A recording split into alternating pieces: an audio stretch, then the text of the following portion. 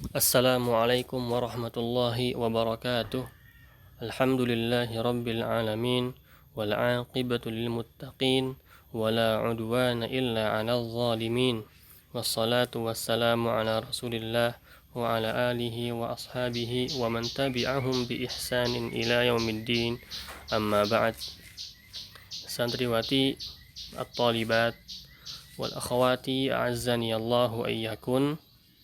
Kita lanjutkan pelajaran kita dalam materi fikih. Terakhir kita membahas tentang sujud sahwi. Tentang sujud sahwi. Hari ini kita masuk ke pembahasan waktu-waktu yang dilarang, waktu-waktu terlarang untuk didirikannya sholat. Baik, kita baca dan terjemahkan perkataan pengarang muallif. Faslun wa khamsatu awqatin la yusalla fiha illa salatun laha sababun. Dan ada 5 waktu yang tidak boleh kita sholat di dalamnya kecuali sholat-sholat yang mempunyai sebab.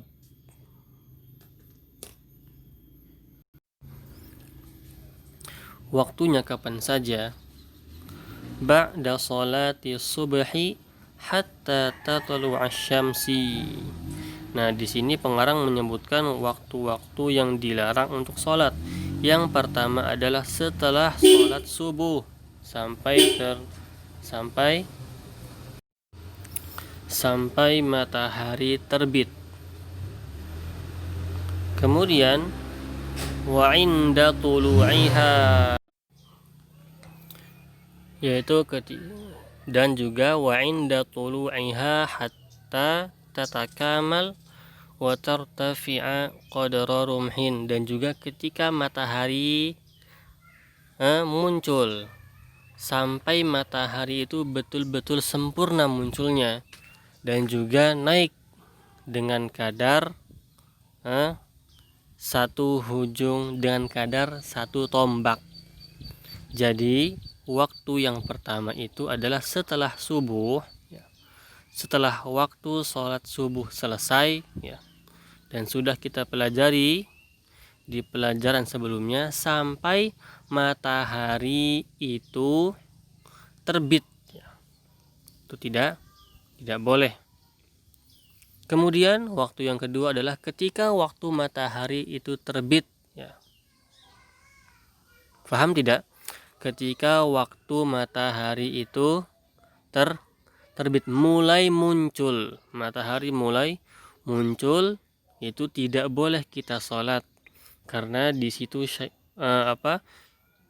tanduk syaitan itu muncul. Wa inda tulu'iha, itu tidak boleh ketika matahari mulai muncul sampai matahari itu betul-betul nampak dan muncul tingginya dengan kadar satu tombak. Kemudian yang ketiga adalah wa idza stawat hatta tazul. Ketika matahari itu sudah benar-benar di tempat paling atas. Ini waktunya sekitar sebelum zuhur. Ketika matahari benar-benar sudah ada di tempat yang paling atasnya sampai matahari itu tergelincir, baru kita boleh sholat, yaitu ketika sholat zuhur dimulai. Kemudian waktu yang terlarang yang keempat adalah wa ba'da sholatil asri hatta taghrubasy syamsi, dan waktu setelah asar sampai matahari terbenam, itu pun tidak boleh. Yang kelima wa indal ghurubi hatta yatakamala ghurubuha, dan ketika matahari terbenam, ketika matahari sudah mulai terbenam, itu tidak boleh sampai matahari itu benar-benar terbenam. Jadi waktu yang terakhir ini kapan mulainya? Itu ketika matahari mulai tidak menampakkan dirinya, sedikit demi sedikit turun sampai betul-betul terbenam. Baik. Kemudian, nah, setelah kita mengetahui 5 waktu yang dilarang ini, di sini disebutkan kan ada 5 waktu. Nah, di antara 5 waktu tersebut ada 2 waktu yang betul-betul dilarang, ditegaskan dilarang, ya, dan memang tidak boleh sholat waktu itu, yaitu ketika matahari mulai terbit sampai betul-betul muncul. Dan yang kedua waktunya adalah ketika matahari sudah mulai terbenam sampai betul-betul terbenam. Nah, kedua waktu itu memang waktu yang waktu larangan yang mughalladzah, yang berat, larangannya yang berat, ya. Maka tidak boleh ketika waktu itu tidak boleh ada sholat sama sekali. Nah, adapun di waktu-waktu yang lain yang larangannya itu biasa, maka kita boleh sholat pada waktu itu, ya, pada waktu yang 3, yaitu yang larangannya tidak berat, boleh kita sholat dengan sholat-sholat yang ada sebabnya. Misalnya, contohnya sholat tahiyatul masjid misalnya. Jadi ketika kita masuk ke masjid setelah waktu asar misalnya, atau kita masuk masjid ketika matahari mulai tergelincir, atau kita masuk masjid ketika setelah sholat subuh kita sholat tahiyatul masjid, maka itu tidak masalah karena sholatnya ada sebabnya. Atau sholat mayit, ya, atau sholat qadha yang tertinggal, misalnya tertinggal sholat subuh, orang lain sudah sholat subuh, kita belum sholat subuh, maka kita boleh untuk sholat ketika itu. Nah, adapun untuk di waktu yang 2 yang berat itu ketika matahari mulai terbenam, ya, dan juga ketika matahari mulai terbit, maka kita tidak boleh melakukan sholat apapun ketika itu karena larangannya sangat-sangat berat sekali. Karena hadisnya juga menyebutkan bahwasanya 2 waktu itu adalah waktu di mana tanduk syaitan itu muncul, maka tidak boleh kita bersujud ketika itu. Nah, kemudian dalil-dalil yang menyebutkan tentang waktu-waktu larangan tersebut kita lihat di bawah, ya.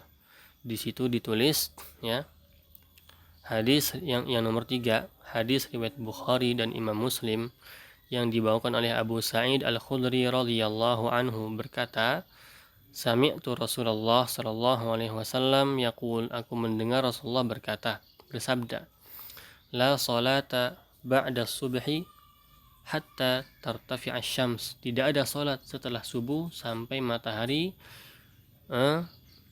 tartafi', naik.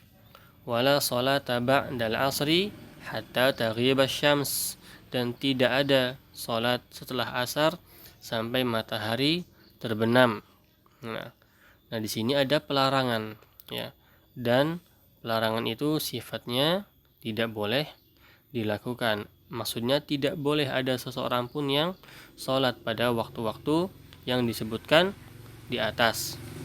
Kemudian hadis lain yang disebutkan oleh Rasulullah adalah hadis selanjutnya, yaitu hadis riwayat Muslim dari Uqbah bin Amir radhiyallahu anhu berkata, salasu sa'atin kana Rasulullah sallallahu alaihi wasallam yanhana an nusalliya fihinna, ada 3 waktu, salasu sa'atin, yang mana Rasulullah sallallahu alaihi wasallam melarang kita untuk salat ketika itu.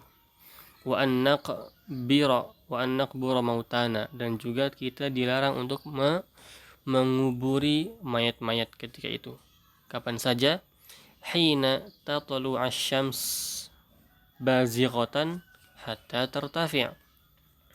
Ketika matahari sudah mulai terbit sampai dia betul-betul naik. Wa hina yaqumu qa'imuz zahirah hatta tazul. Dan ketika matahari sudah benar-benar di atas, di tempat yang paling atas, yaqumu qa'imuz zahirah, maksudnya tempat yang paling atasnya, hatta tazul, sampai matahari itu mulai tergelincir.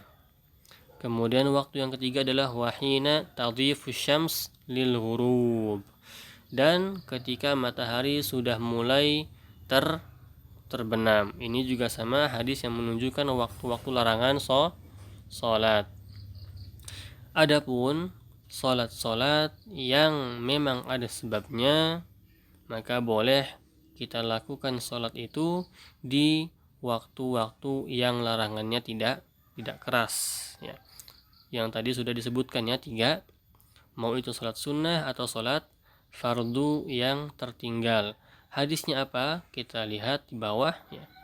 Hadisnya yang diriwayatkan oleh Imam Al-Bukhari dan Muslim, yang dibawakan oleh Anas bin Malik radhiyallahu taala anhu, anin Nabi sallallahu alaihi wasallam qala, man nasiya salatan, barang siapa yang lupa untuk salat, falyusalli idza dzakaraha, maka salatlah ketika dia mengingatnya. La kaffarata laha illa dzalik, karena tidak ada pengganti kecuali itu, yaitu ketika ia mengingatnya. Misalnya kita ya sudah masuk waktu maghrib, kita tidur mulai asar, tapi kemudian tiba-tiba kita bangun sholat ketika kita bangun jam 9. Nah, kita ketika bangun ya, dengan syarat tidurnya itu betul-betul pulas ya, tidak ketika sudah dibangunkan kemudian tidak bangun ya, dengan syarat tidurnya pulas ya, maka kita boleh sholat maghrib ketika jam 9. Atau misalnya sholat asar, kita bangun ya jam-jam ketika setelah asar, maka ini kan tidak boleh ya, tidak boleh melakukan sholat. Maka kita boleh melakukan sholat yang qadha karena tidak disengaja, karena lupa, karena terluput ya, seperti itu. Dan juga firman Allah Subhanahu wa taala dalam surah Thaha, wa aqimis salat li dzikri, dan dirikanlah salat ketika engkau mengingatku.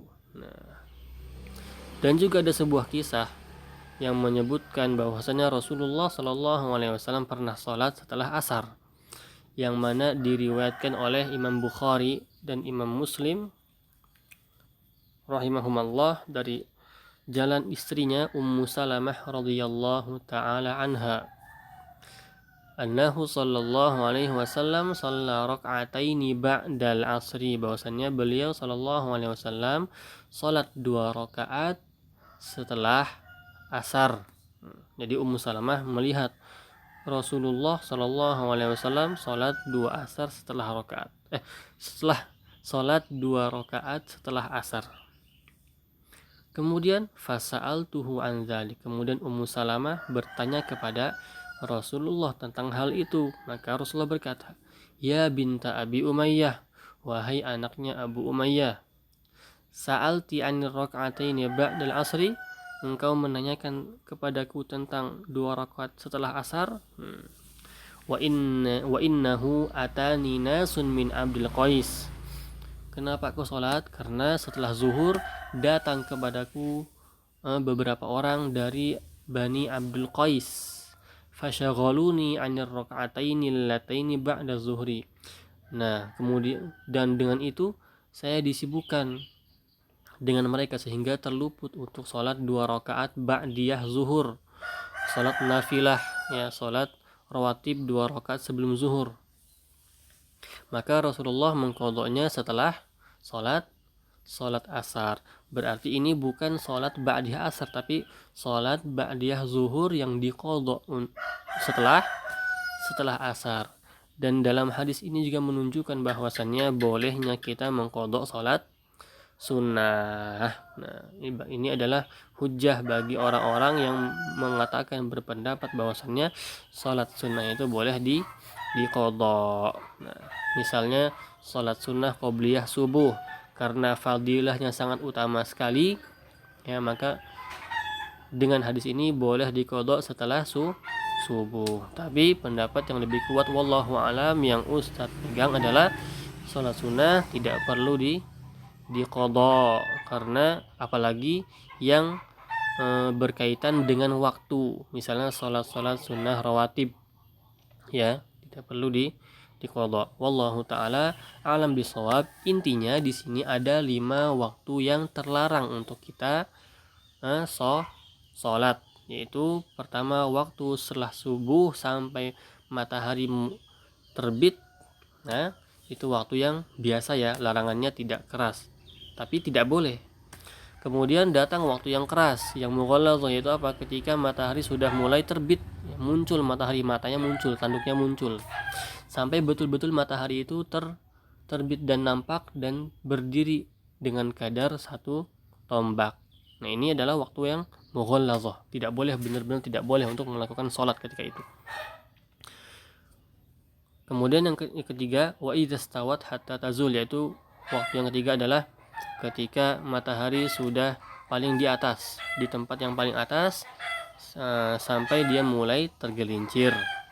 Kemudian ini waktu yang biasa ya, waktu yang biasa, larangan yang biasa, tapi tidak boleh sholat di situ aslinya. Kemudian yang keempat, setelah sholat asar sampai matahari terbit, sampai matahari terbenam, ini pun tidak boleh, dan ini waktu larangan yang tidak keras ya, tapi tidak boleh sholat ketika itu. Kemudian yang terakhir adalah ketika matahari itu mulai terbenam sampai betul-betul sempurna terbenam matahari tersebut, maka ini yang terakhir ini adalah waktu larangan yang keras, yang mughalladhah, tidak boleh sama sekali sholat ketika itu, walaupun sholatnya adalah sholat yang dengan sebab tertentu. Wallahu ta'ala alam bisawab. Insyaallah itu saja materi kita hari ini. Semoga antum faham dan diberikan keberkahan dalam menuntut ilmu ini, dan diberikan kemudahan untuk mempraktekkan dan mengamalkan semua ilmu-ilmu yang telah antum dapati ya. Tugasnya adalah meringkas minimal satu halaman. Wallahu ta'ala a'lamu bis-shawab, wa sallallahu ala nabiyyina Muhammad wa ala alihi wa ashabihi wa sallam. Assalamualaikum warahmatullahi wabarakatuh.